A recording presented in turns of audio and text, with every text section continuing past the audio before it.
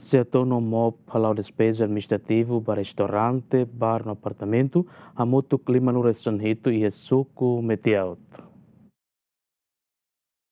E terça-feira, Secretário de Estado Assunto Toponímia na Organização Urbana, hamutuk e equipa Ministério Obras Públicas, hala'o despeju administrativu bar restaurante, bar no apartementu, hamutuk 5 no restaurante e Suku Metiaut tasibun, dadang comunidade no nain ba estabelecimento sirane, continua a rumah hela sirne sasan, molok máquina pesado sira tama horisobo edifício no uma sirane. Sef Suku Metiaut Pedro da Silva hateten katek edifício no uma sirne B hetan despeju administrativu dadu sira ihaona SEATOU no MOP. Ni explica kata kerai nebe restaurante, bar, apartamento no kiosque sira haribane, propriedade estadunian, no governo se continua o processo despeju to iha nele restaurante. Sim, no momento foi encontro com ele que era ami Suku Metiaut, Bidau Santana, hamutuk Bidau Santana.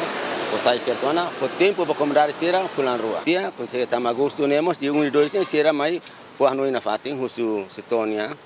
Membro sira mai foto na fatin, começar a sira, be a menos sona sasang. To orsei consegue duni mai tamadu ami Suku Metiaut ale karungula ale setembri sira sobo dun. Lia hamutuk ko ale fatukama hamutuk 5 nulo resing itu. 5 nulo resing.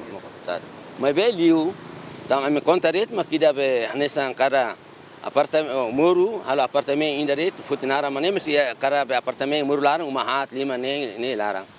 Ami futi tu skubene makamutuk 5 nulo resing itu. Idane nanis kere ni skana itarone ya bayru selo fatin toto ya digante rogi. Mebe ami Suku Metiaut foi acontece sobre sei.